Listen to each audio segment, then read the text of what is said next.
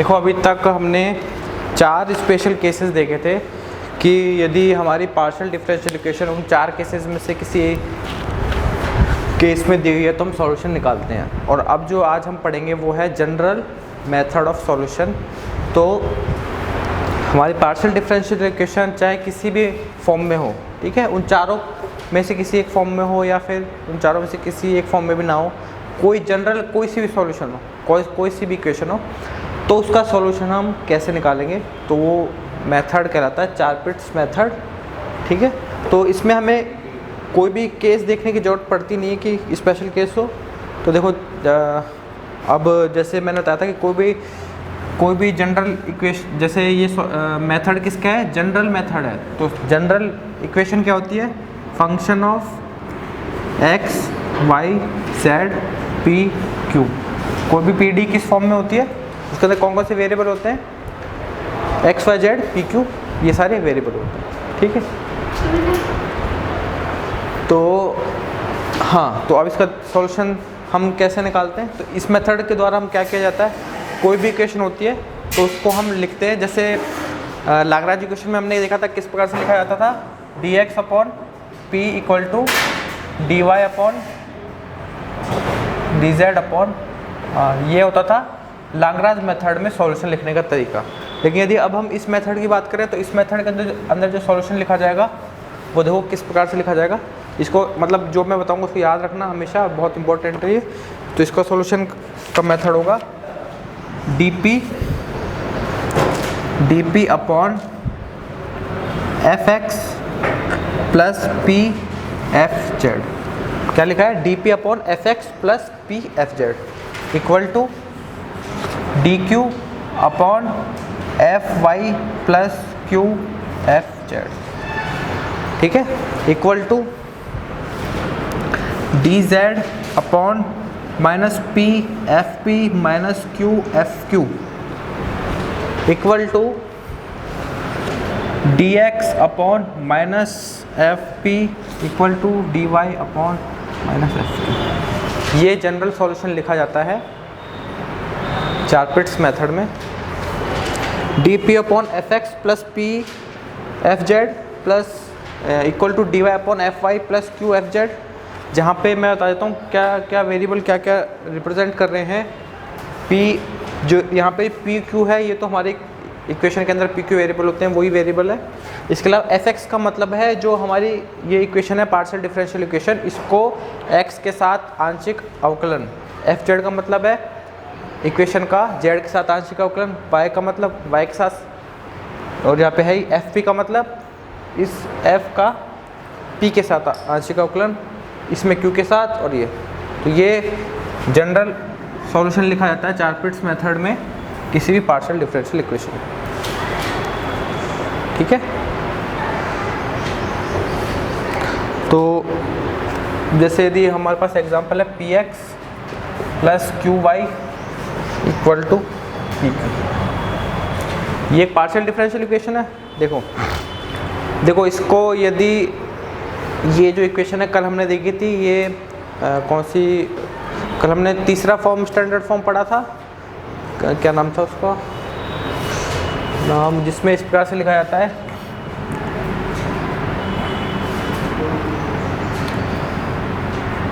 P x plus Q y plus f p q, ये कल था। तो यदि इसको हम ऐसे भी चेंज करके थर्ड जो स्टैंडर्ड फॉर्म है उसमें भी चेंज करके सॉल्व कर सकते हैं, और यदि इससे करना चाहें तो इससे भी सॉल्व कर सकते हैं। ठीक है, तो देखो इसका सॉल्यूशन कैसे निकालेंगे, स्टैंडर्ड फॉर्म से तो निकाला जा सकता है। अब हमको यदि कोई भी जनरल क्वेश्चन दिया है, हमको ये नहीं पता कि इसमें कौन सी स्टैंडर्ड फॉर्म लग रही है, तो हम डायरेक्ट इससे निकाल सकते हैं। तो कैसे निकालेंगे, सबसे पहले जो हमारी इक्वेशन दी हुई है उस इक्वेशन को इस प्रकार से लिखना है। कैसे लिखेंगे, सारे वेरिएबल्स को एक साइड ले आएंगे, ये हो जाएगा minus f Q equal to 0, इस प्रकार से हो जाएगा। तो लेफ्ट हैंड साइड में लेके आगे, तो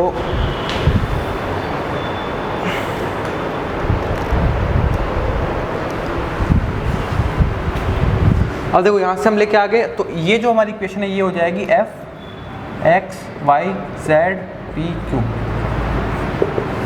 एफ केवल क्या हो जाएगी ये, तो हमको जो जो वेरिएबल चाहिए यहाँ पे इक्वेशन में देख के हमको जो जो वेरिएबल चाहिए वो हम निकालना स्टार्ट करते हैं। तो यहाँ पे इक्वेशन में हम देखते हैं कि हमको कौन कौन से एक वेरिएबल चाहिए। एक तो चाहिए f का x के सापेक्ष, तो fx की वैल्यू क्या आ जाएगी, fx की वैल्यू क्या आ जाएगी, इसका x के सापेक्ष करेंगे तो x वेरिएबल कहाँ है, ओनली यहाँ पे, तो fx की वैल्यू क्या आ जाएगी p, बाकी सारे कांस्टेंट हो जाएंगे। तो fx की वैल्यू आ जाएगा p, मतलब इस f का x के साथ आंशिक अवकल, तो x यहाँ है तो इसका कोएफिशिएंट p आ जाएगा, बाकी सारे कांस्टेंट की तरह कार्य करेंगे तो 0 हो जाएगा, ठीक है।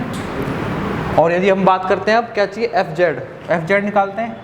इसका जब z देखो कहीं z है, इसमें कहीं भी z नहीं है, तो इसकी वैल्यू क्या हो जाएगी 0। और fy चाहिए, fy इस प्रकार से निकालोगे तो fy की वैल्यू आ जाएगी q। और क्या चाहिए, fp चाहिए, fp की वैल्यू क्या आ जाएगी, fp, p, एक p यहाँ पे है और एक p यहाँ पे है, तो p की वैल्यू क्या आ जाएगी, एक आ जाएगी x और एक p की वैल्यू क्या आ जाएगी -q। इसी प्रकार से fq निकालेंगे, fq की वैल्यू क्या आ जाएगी, fq की वैल्यू आ जाएगी y -p। और क्या चाहिए, बाकी सारे निकाल लिए, तीन ही चाहिए था, f का x y z के सापेक्ष तीनों निकाल लिए और p और q के सापेक्ष, तो हमको ये पता चल चुका है। अब हम इसकी मदद से सॉल्यूशन लिख सकते हैं। तो सॉल्यूशन क्या हो जाएंगे, यहाँ पे क्या लिखा जाएगा, fx + p fz, तो यहाँ पे क्या हो जाएगा dp upon fx p + p into fz की वैल्यू क्या है 0 इक्वल टू dq, dq क्या हो जाएगा q + q इंटू 0, ठीक है। fi की वैल्यू q है, तो यहाँ से लिखोगे तो क्या हो जाएगा dz upon -p fp -p, fp की वैल्यू है x q q, fq की वैल्यू है y -p, और dx की वैल्यू है, dx की वैल्यू -fp, और ये वैल्यू हो जाएगी -y ये सारी वैल्यू जाएगी। तो हमने अभी तक क्या किया, जो हमारे चारपिट्स मेथड में जनरल जो सॉल्यूशन का होता है उसको हमने लिख लिया, जैसे हमने पहले लाग्रांज में लिख दिया था वैसे लिखा। अब यहाँ से सॉल्यूशन हम निकालेंगे। तो इसका फर्स्ट स्टेप तो ये होता है, फर्स्ट स्टेप ये होता है कि जो इक्वेशन है उसमें से सारे वेरिएबल से हमको इक्वेशन सॉल्यूशन लिखना है। अब इस सॉल्यूशन को कैसे निकालेंगे, देखो अब जो सेकंड स्टेप होता है, हमको किसी ना किसी तरीके से जो वेरिएबल p है और q है उसमें रिलेशन निकाल लो किसी भी तरीके से, ठीक है। दूसरा आता है, अब हम निकालेंगे, और देखो कैसे निकालेंगे। यहाँ से यदि हम इन दोनों इक्वेशन को लेते हैं, यहाँ से 0 × p लिखा हुआ है, 0 × q लिखा है, तो यहाँ से यदि ये हट जाए तो क्या हो जाएगा, ऐसे रह जाएगा। अब देखो यहाँ पे वेरिएबल dp है या p वेरिएबल या dq है, तो इस इक्वेशन को लेके यहाँ से हम एक सॉल्यूशन निकाल सकते हैं, जो क्या आ जाएगा, इसका इंटीग्रेशन कर देंगे तो क्या आ जाएगा log p = log q plus यहाँ से क्या आ जाएगा p q = c, एक c1 नाम दे दो इसको, एक क्या आ जाएगा, एक समीकरण आ जाएगा p q में रिलेशन आ जाएगा ऐसे, ये हो जाएगा यहाँ से log p - log q बनेगा, तो p / q की वैल्यू आ गई c1। अब देखो हमको यदि किसी प्रकार से p और q में रिलेशन पता चल जाता है, तो उसके बाद में हम क्या निकाल लेते हैं, p और q की वैल्यू निकाल लेते हैं। तो p और q की वैल्यू कैसे निकलेगी, यहाँ से p की वैल्यू क्या निकल जाएगी, p = c1q। अब हमारी जो ओरिजिनल इक्वेशन दी हुई थी, ओरिजिनल इक्वेशन क्या दी हुई थी, px + qy = pq, ये दिया हुआ था ओरिजिनल समीकरण में। तो यहाँ से यदि हम p की जगह रख देते हैं, क्या रखते हैं, c1q, इस इक्वेशन में यदि p की जगह रख देते हैं c1qx, तो p की वैल्यू रख देते हैं c1q, तो ये हो जाएगा, ऐसा हो जाएगा यहाँ पे। और यहाँ से देखो अब q सब में स्क्वायर आ जाएगा, तो अब देखो q क्या आ रहा है, सब में से कॉमन आ रहा है, तो q हट जाएगा तो क्या बच जाएगा, c1x + y = c1। यहाँ से q की वैल्यू क्या आ गई, q की वैल्यू आ गई c1x + y,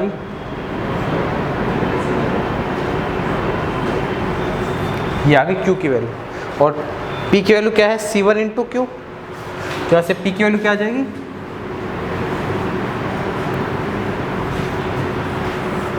तो यहाँ से हमने क्या निकाल लिया, फर्स्ट इक्वेशन से सॉल्व करके पी और क्यू की वैल्यू निकाल ली, किसके पदों में, एक्स वाई के पदों में। तो यहाँ से पी की वैल्यू क्या है, c1x प्लस वाई, क्यू की वैल्यू क्या है, c1x plus y upon c1x plus y upon c1। ठीक है, फर्स्ट स्टेप था इक्वेशन के फॉर्म लिखना, सेकंड स्टेप था पी और क्यू में रिलेशन निकाल के पी और क्यू की वैल्यू निकालना। अब जो थर्ड स्टेप आता है हमारे पास, थर्ड स्टेप आता है कि सॉल्यूशन हम कैसे लिखेंगे। सॉल्यूशन लिखा जाएगा थर्ड स्टेप में, सॉल्यूशन लिखा जाएगा z equal to D x p D x plus q, ये हमारा सॉल्यूशन लिखा जाएगा इससे। ठीक है, तो अब हमने जो पी और क्यू निकाले हैं, जो पी और क्यू निकाले हैं उनको वैल्यू यहाँ रख देंगे। तो यहाँ से क्या हो जाएगा, z इक्वल टू पी की वैल्यू क्या है, c1x plus Y d x और क्यू की वैल्यू क्या हो जाएगी, c1x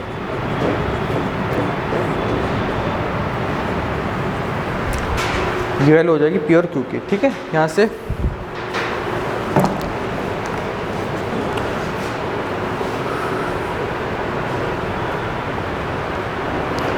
ये वैल्यू, अब देखो यहाँ से हम कैसे सॉल्व करेंगे। यहाँ से इतना लिखने के बाद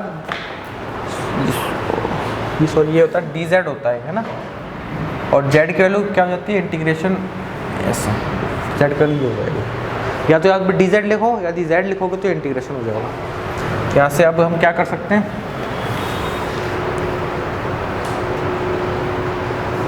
यहाँ से यदि हम इसको सॉल्व करना स्टार्ट करें तो इसको हम कैसे लिखते हैं, इसको ऐसे लिखते हैं z इक्वल टू कॉमन क्या आ रहा है, c1x प्लस वाई और यह आ जाएगा dx प्लस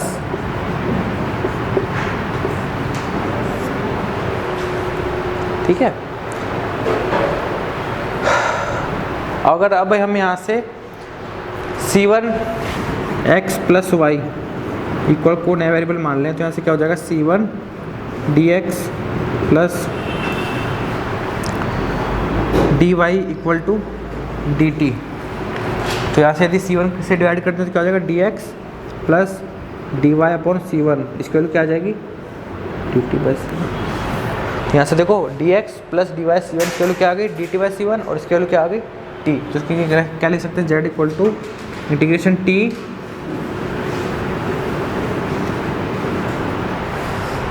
तो इस सिंपल समाकलन बन गया, इसकी वैल्यू क्या आ जाएगी, टी स्क्वायर बाई 2c1 और इसकी वैल्यू क्या आ जाएगी, t की वैल्यू c1x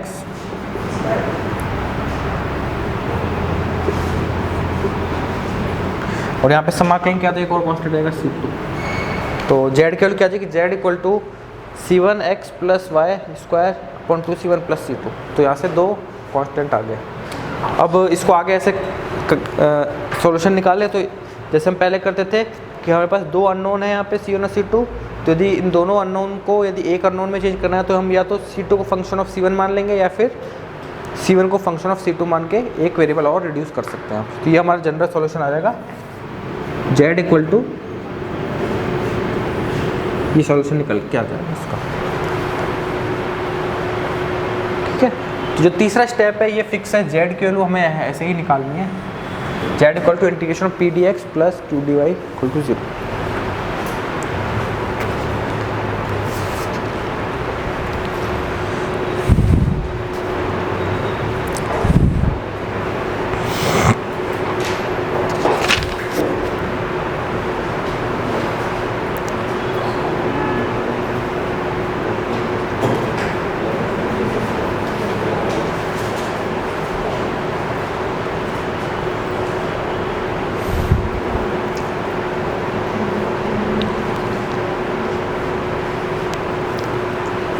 ठीक है, तो ये याद रखना फॉर्मूला, ये बहुत इंपॉर्टेंट फॉर्मूला है, ये फॉर्मूला याद होता रहना चाहिए हमेशा।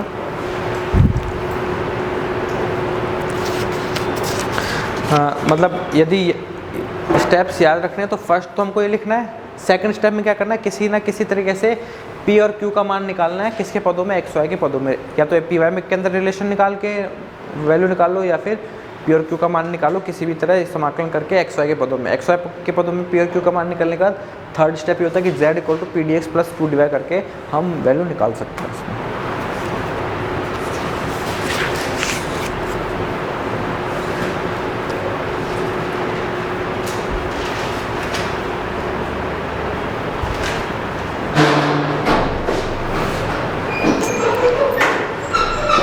ठीक है, अब आगे चलते हैं, एक और क्वेश्चन करते हैं इस पे।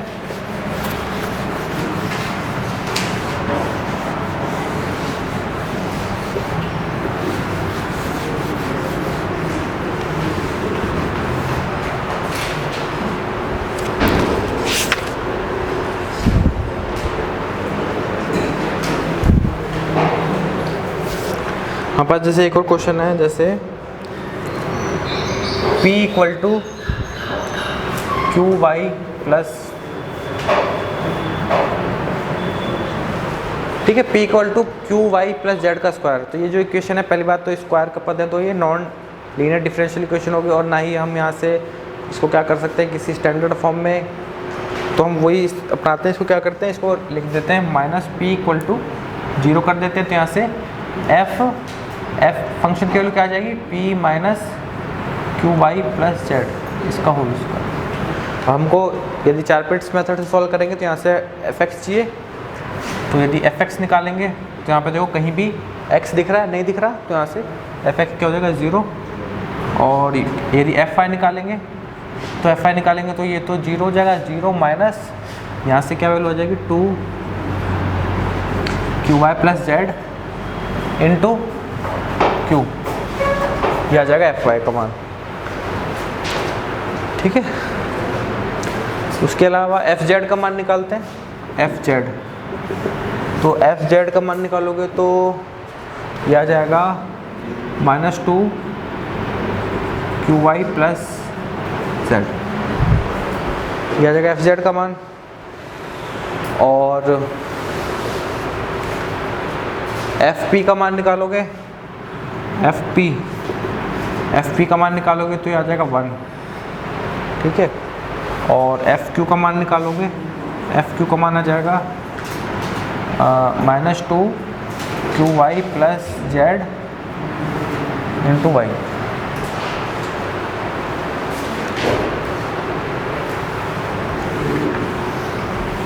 सारे मान निकल गए यहाँ से। तो अब हम इसे लिखना स्टार्ट करते हैं, डीपी के नीचे क्या आता है, F x plus P into F Z. तो एफ एक्स का मान तो 0 है, तो 0 plus P into F z की वैल्यू क्या है, तो ये जाएगा -2 पी, जगह डीपी के नीचे। इससे डी क्यू क्या हो जाएगा, डी क्यू हो जाएगा एफ आई की वैल्यू 0 है plus Q into F z की वैल्यू वापस यही है, तो ये हो जाएगा 2 क्यू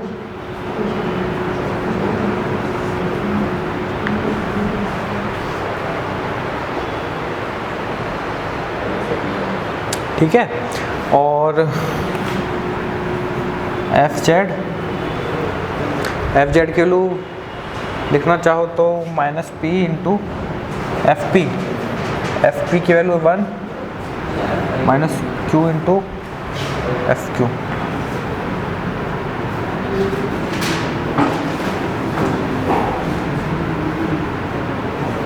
ठीक है, आगे की वैल्यू मैं लिख रहा है, यदि 3 वैल्यू हम लिख देते हैं यहाँ से, एफ एक्स की वैल्यू 0 है, एफ आई की वैल्यू 0 है, नहीं एफ आई की वैल्यू 0 नहीं है, एफ आई की वैल्यू 0 नहीं है, एफ आई की वैल्यू 0 नहीं है, एफ आई की वैल्यू है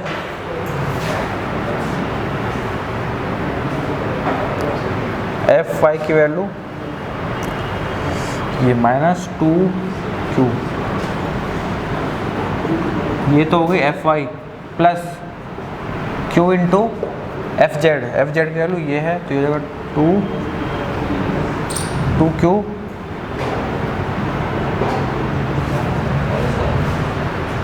माइनस का आएगा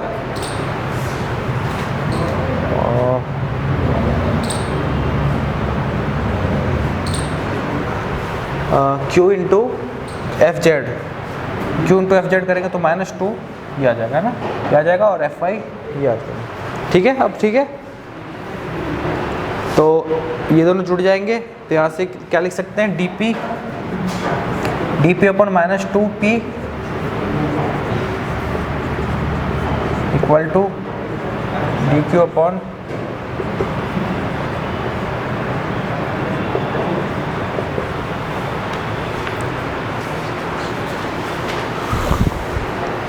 dp2p और f, सॉरी यहाँ भी तो plus f p into F z की वैल्यू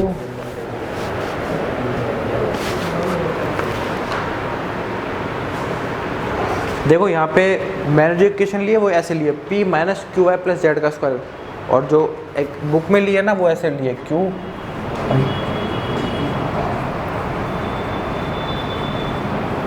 इससे कोई फ़र्क नहीं पड़ता, सॉल्यूशन हम कैसे भी निकाल सकते हैं। यदि इसको ऐसे करके लिखेंगे तो हमारा एफ जेड और ये सारे माइनस में आएंगे, यदि ऐसे लेके सॉल्व करोगे तो ये सारे पॉजिटिव आएंगे, लेकिन उससे कोई फ़र्क नहीं पड़ेगा, चाहे ऐसे लेके सॉल्व कर लो, चाहे ऐसे बुक में ऐसे कर सॉल्व किया तुम ऐसे लेके सॉल्व कर सकते हो उसको, ठीक है, उसको फ़र्क नहीं पड़ेगा। तो यहाँ से एफ पी डी वाई,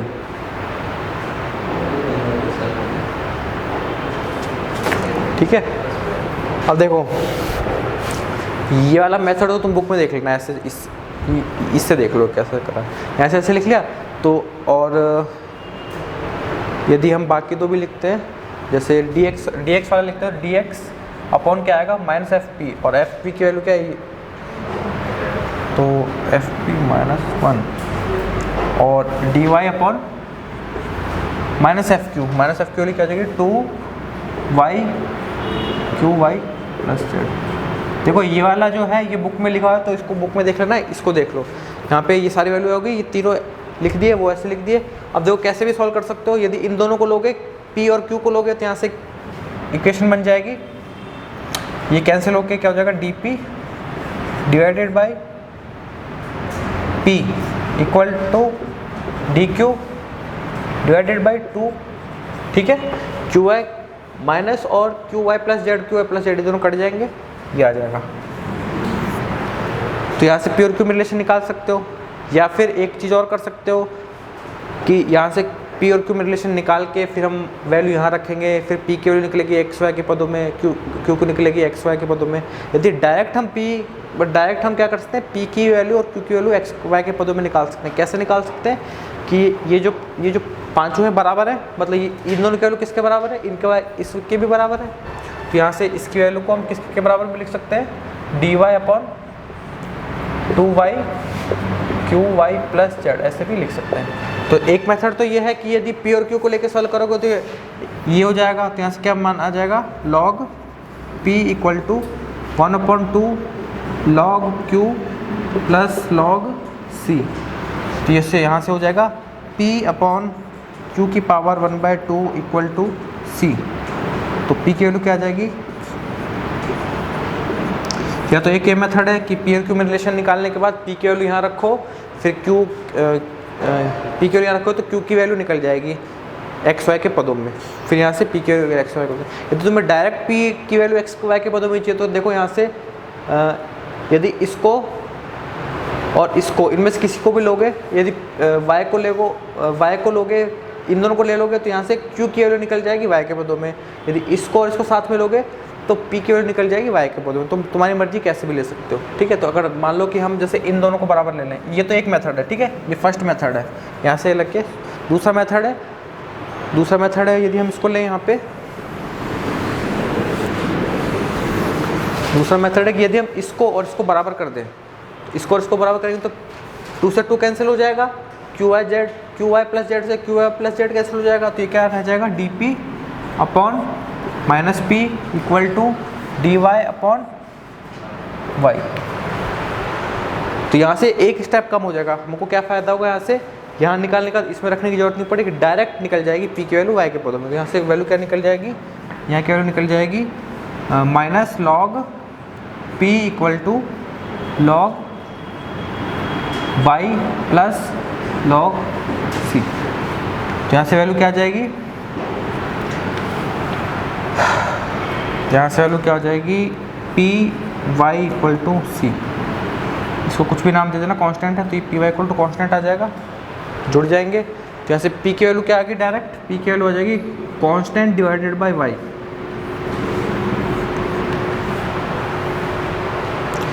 या तो यहाँ से कर लेना, यहाँ से पी वाई में पी क्यू में रिलेशन निकल गया, यहाँ से वैल्यू यहाँ डाल के पी की वैल्यू निकल जाएगी, या फिर डायरेक्ट यहाँ से यदि इन दोनों करोगे तो यहाँ से पी की वैल्यू डायरेक्ट निकल के,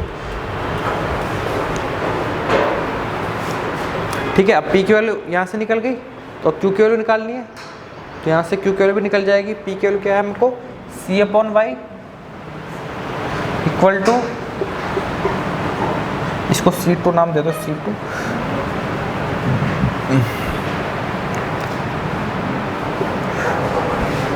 इसको यदि C1 नाम दोगे तो यहाँ से Q की वैल्यू निकल के आ जाएगी C1 अपॉन C2, Q की वैल्यू आ जाएगी C upon C1 upon C2 का whole square y square equal to Q की वैल्यू निकल के आएगी Q की, ये Q की वैल्यू निकल के आएगी Y के पदों में, और यहाँ से P की वैल्यू निकल के आएगी Y के पदों में, ठीक है। अब हमारा P और Q की वैल्यू निकल के आ गई। अब हमारा जो तीसरा स्टेप आता है वो आता है सॉल्यूशन लिखना, और सॉल्यूशन हम कैसे लिखेंगे, सॉल्यूशन लिखेंगे z equal to integration of P dx plus dy।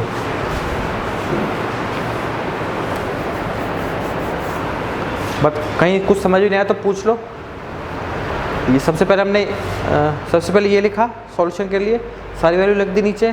तो एक तो सॉल्यूशन ये हो सकता है कि इन दोनों को इक्वल करके यहाँ से पी और क्यू में रिलेशन निकाल के सॉल्व कर दें। इससे क्या होगा, हमारा एक स्टेप ज़्यादा हो जाएगा कि यहाँ से पी और क्यू के पहले रिलेशन निकालो, फिर पी और क्यू में रिलेशन निकालने के बाद इक्वेशन में वैल्यू रख के पी और क्यू का मान निकालो एक्स वाई के पदों में। या फिर ऐसे कर सकते हो, या तो पी को इसके बराबर रख दो या क्यू को उसके बराबर रख दो, तो क्यू की वैल्यू और पी की वैल्यू डायरेक्ट हम निकाल सकते हैं वाई के पदों। तो यहाँ से हमारे पास वैल्यू निकल के आ गई, पी की वैल्यू C1 वाई और क्यू की वैल्यू भी निकल के आ गई।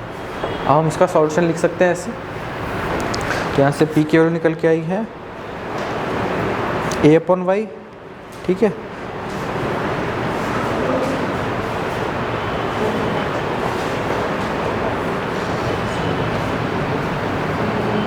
तो यहाँ से अब हम सॉल्यूशन लिखेंगे, पी की वैल्यू ये आ गई,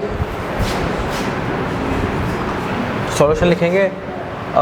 देखो यहाँ से यदि हम यहाँ से p की वैल्यू तो रख देंगे यहाँ पे, ठीक है। यदि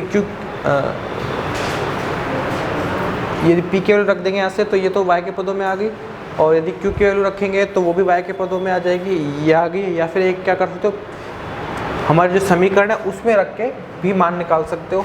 यदि यहाँ से मान निकालेंगे जो समीकरण में, या तो p की वैल्यू यहाँ से निकल गई, तो यदि इस p की वैल्यू को यहाँ पे रख दोगे तो हमारी एक और वैल्यू निकल जाएगी क्योंकि या तो यहाँ से वैल्यू निकल गई, एक यहाँ से भी निकल सकती है। तो p का मान यदि रख देंगे C1 y minus Q y plus Z,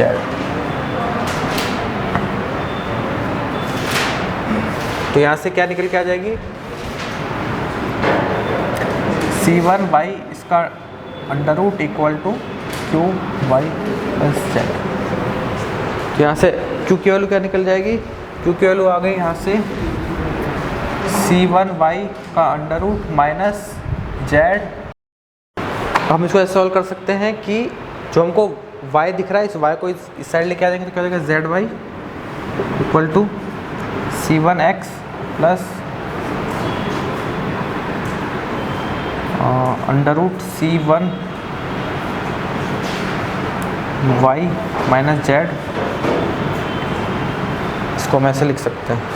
तो हमने क्या किया, जो y था इसको इस साइड लेके आ गए, तो ऐसे हो गया। और अब इसको ऐसे लिख सकते हैं Z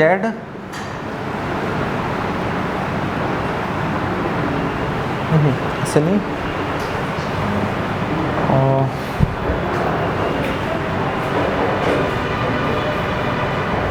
ये हो जाएगा जेड वाई, सॉरी जेड, तो उसको ऐसे मत करो। यदि इसको इंटीग्रेशन साइन हटा दें तो ये हो जाएगा डी जेड। देखो यदि इंटीग्रेशन के, यदि हम इसको ऐसे ऐसे नहीं कर पाएंगे, यदि ऐसे था ना, यहाँ से हम वाई को नहीं ले पाएंगे क्योंकि इंटीग्रेशन के अंदर है। इसको हम तभी ले पाएंगे जब ये डी जेड के रूप में लिखा हुआ है। इसको सॉल्व करने के लिए डी जेड लिखा हुआ है। अब हम क्या करेंगे, यहाँ पे देखो, यहाँ पे तो समाकलन में कोई प्रॉब्लम नहीं क्योंकि वाई वेरिएबल है और वाई इसके अंदर लिखा हुआ है, लेकिन यहाँ पे देखोगे तो डी एक्स तो वेरिएबल है और वाई इसके अंदर इंटीग्रेशन के अंदर है। तो इसको सॉल्व करने के क्या करेंगे, वाई को इधर लेके आएंगे तो ये हो जाएगा y d Z equal to c one D x plus c one y minus z d y. और इसको क्या कर सकते हैं, इसको फिर यहाँ से इसको ऐसे लिख सकते हैं, इसको खोल के ऐसे लिख सकते हैं D y minus z d y, और यहाँ से इसको इधर लेके आ जाएंगे तो ये हो जाएगा y d Z plus z d y equal to c one D x plus under root C one Y D y, ऐसे हो जाएगा। अब यहाँ पे देखो इन दोनों को हम लिख सकते हैं D Y Z, right hand side में होगा C one D x plus under root सी वन वाई डी, और यहाँ से अब इसका इंटीग्रेशन हम कर सकते हैं, इसका इंटीग्रेशन हम कर सकते हैं, इसका इंटीग्रेशन करेंगे तो ये वैल्यू आ जाएगी, इसकी इंटीग्रेशन की वैल्यू आ जाएगी Y Z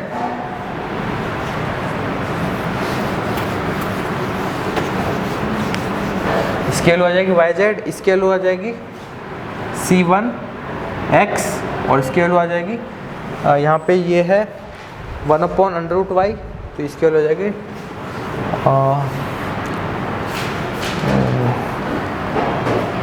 2 under root Y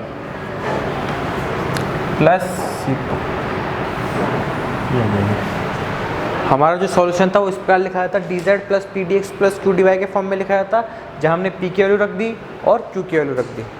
अब इस इंटीग्रेशन को सॉल्व कैसे करेंगे हम, सबसे पहले हम देखते हैं यदि डी वाई के कोफिशिएंट में जो वेरिएबल है वाई के हैं तो ये आसानी से सॉल्व हो जाएगा, कोई प्रॉब्लम नहीं है। लेकिन यहाँ देखोगे तो एक्स के साथ वाई वेरिएबल है, तो इसको कैसे सॉल्व करेंगे, या तो यहाँ एक्स के वेरिएबल होते तो सॉल्व हो जाता। तो इसको हमने कैसे सॉल्व किया, सबसे पहले हम क्या करें, इसको डिवाइड करके दो हिस्सों में लिख दिया और y को सबसे पहले इधर ले गए तो y ऐसे हो गया और ये ऐसे हो गया। अब ये जो राइट हैंड साइड में z dy था इसको भी इधर लेके आ गए। इसको इधर लाने से फ़ायदा ये होगा कि इसको हम लिख सकते हैं कैसे, इसको लिख सकते हैं d ऑफ वाई जेड, और राइट हैंड साइड में अब x जो प्रॉब्लम कर रहा था वेरिएबल dx के साथ में y, अब वो हट चुका है। अब यहाँ पे d के साथ में केवल कॉन्स्टेंट आ गया और यहाँ पे ये आ गया। तो यहाँ से इसको कैसे लिख सकते हैं, अब इसका इंटीग्रेशन कर देंगे तो ये हो जाएगा वाई जेड, ये हो जाएगा सी वन एक्स, और ये हो जाएगा one upon under root Y का integration 2 under root Y plus C two. तो यहाँ पे दो वेरिएबल, ये सॉल्यूशन हो गया इसका, ठीक है। तो इसको ये सॉल्यूशन लिख सकते हैं, या फिर इसको ऐसे भी लिख सकते हो, जेड की वैल्यू वाई अपॉन, ये सॉल्यूशन हो जाएगा।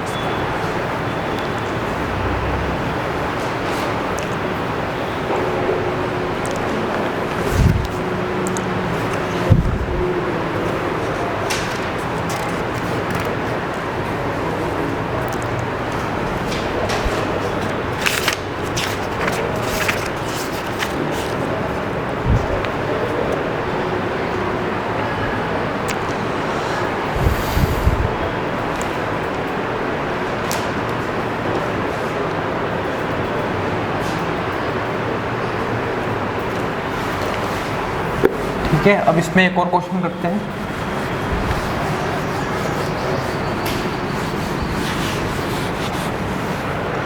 एक क्वेश्चन और है, हमको दिया हुआ है p into X Y plus P Q Q Y. इस डिफरेंशियल इक्वेशन को सॉल्व करना है, पार्शियल डिफरेंशियल इक्वेशन को। तो याद रखो क्या सॉल्यूशन होता था इसका, D P upon F x plus P into F Z, D Q upon F Y plus Q into F Z equal to D Z upon minus P F P minus Q F Q equal to D x upon minus F P ठीक है, ये solution होता था इसका। तो यहाँ से हम क्या करेंगे, इसको माइनस करके इक्वल टू 0 कर देंगे, ये f हो जाएगा। अब इसके अंदर हम fx निकालेंगे, तो देखो fx क्या हो जाएगा, fx हो जाएगा py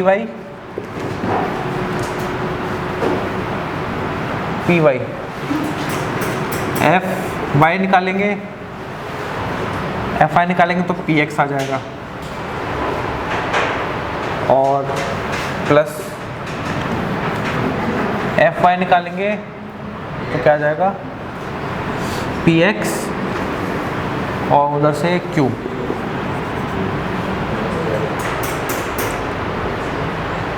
वाई जेड है क्या, माइनस वाई, हाँ तो यहाँ से एक और आएगा ना माइनस जेड, और अब हम निकालेंगे एफ जेड निकालेंगे तो जेड कहीं इसमें है, एक है तो माइनस वाई, और माइनस एफ पी निकालोगे, तो p है तो x Y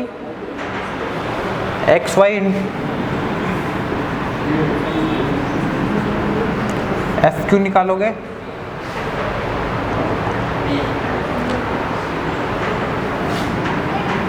p plus Y,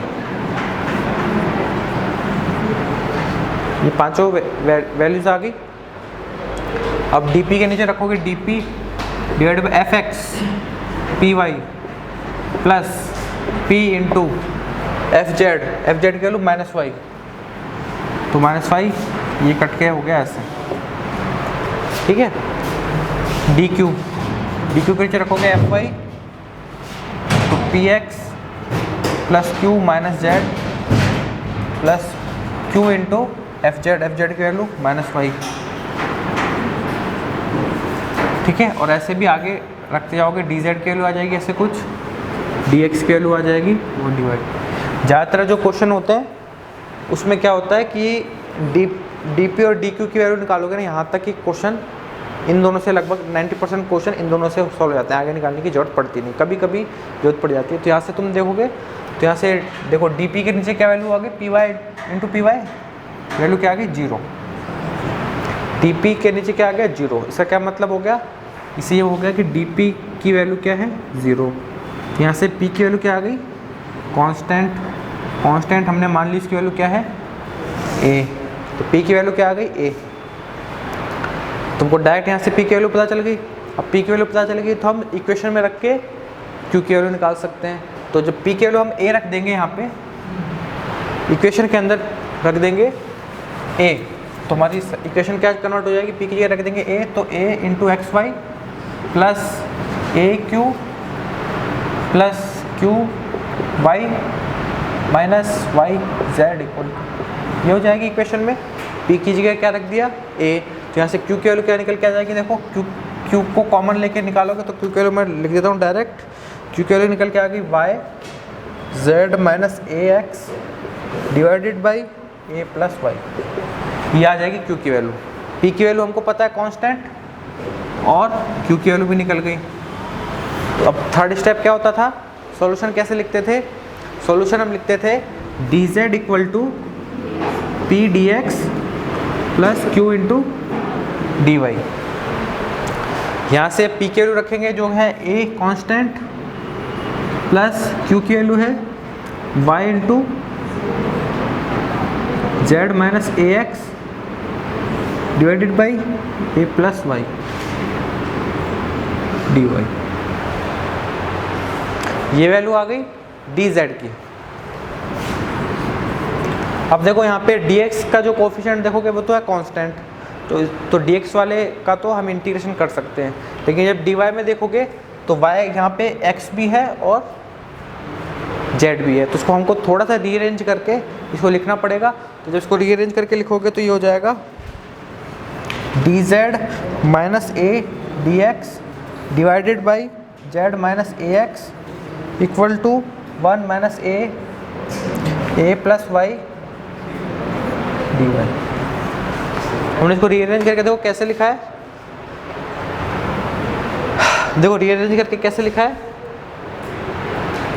जो D Z equal to A D X लिखा हुआ है, इसको मैं क्या, इसको लेफ्ट हैंड साइड में लेके आ गए इधर, तो ये D Z minus A D x ये चीज़ हो जाएगी, ठीक है। अब जैसे ये इधर आ गया तो राइट हैंड साइड में ये बच जाएगा, तो इसका जो जेड माइनस ए एक्स इसको नीचे लेके आ गए, तो यहाँ क्या बच जाएगा Y upon A plus Y, ठीक है, Y upon A plus Y into D Y लिखा हुआ है, और Y upon A plus Y को हम ऐसे लिख सकते हैं 1 माइनस करके, तो ये चीज़ ऐसे हो जाएगी। तो ये रीअरेंज होकर ऐसे हो गया। इससे फ़ायदा क्या हुआ कि जेड माइनस ए एक्स इसका जो डिफ्रेंशिएशन है वो है D Z minus A D x, वो ऊपर मिल गया, और राइट हैंड साइड में डी वाई है और डी वाई में केवल वाई का फंक्शन है, तो इसको हम आसानी से इंटीग्रेट कर सकते हैं। तो इंटीग्रेशन से क्या हो जाएगा, लेफ्ट हैंड साइड में तो हो जाएगा log Z minus A x, और राइट हैंड साइड में हो जाएगा, इसका इंटीग्रेशन करोगे तो 1 का इंटीग्रेशन हो जाएगा वाई माइनस, और इसका इंटीग्रेशन हो जाएगा ए लॉग ए प्लस वाई प्लस बी, ये सॉल्यूशन निकल के आ जाएगा इसका, ठीक है। अब यहाँ पे ए और बी 2 वेरिएबल हैं, इसको फिर आगे कैसे लिख सकते हैं, या तो हम ए को फंक्शन ऑफ बी लिख सकते हैं, बी को फंक्शन ऑफ ए करके सॉल्यूशन निकाल सकते हैं इसको, ठीक है। तो यहाँ से इस इक्वेशन को हमने सॉल्व कर दिया, तो वही फिक्स स्टेप है, इसमें हमको क्या करना होता है, सबसे पहले तो हमारा जो फंक्शन है उसको f के रूप में लिखना होता है, इसको हमने लिख लिया एफ एक्स इक्वल टू 0 के रूप में लिख लिया, तो ये वैल्यू हो गई f इक्वल टू 0। उसके बाद हमने क्या किया, डी पी अपॉन जो ये सारी वैल्यूज़ हैं इसको लिख के यहाँ से हमने सारी वैल्यूज़ निकाल ली, तो यहाँ से हमको एक चीज़ तो ये पता चल गई कि डी पी की वैल्यू 0 आ गई, इसका मतलब पी की वैल्यू कॉन्स्टेंट, पी की वैल्यू कॉन्स्टेंट होती है, इक्वेशन में मान रख के हमने क्यू की वैल्यू निकाल ली। दूसरा स्टेप होता है पी और क्यू की वैल्यू निकालना है एक्स वाई के पदों में, तो यहाँ से पी की वैल्यू तो कॉन्स्टेंट आ गई, क्यू की वैल्यू आ गई एक्स वाई और जेड के पदों में ये आ गई। तीसरा स्टेप सॉल्यूशन लिखा जाता है D Z equal to P D x plus Q D Y करके, तो हमने यहाँ पे ऐसे लिख दिया, उसको रीअरेंज करके सॉल्यूशन ऐसे निकालते हैं, ठीक है। तो यहाँ से हमारा ये मेथड सॉल्व हो गया, ठीक है। तो ये हमारा टॉपिक था non linear partial differential equation. इसमें जो पीडी है या ओडी है, इनमें जो मेथड है वो फिक्स मेथड हैं, जो भी क्वेश्चन दिए जाएंगे वो फिक्स मेथड है, इनमें हमको ज़्यादा ऐसे क्वेश्चन इतने टफ नहीं आएंगे, सिंपल ही आएंगे, ठीक है।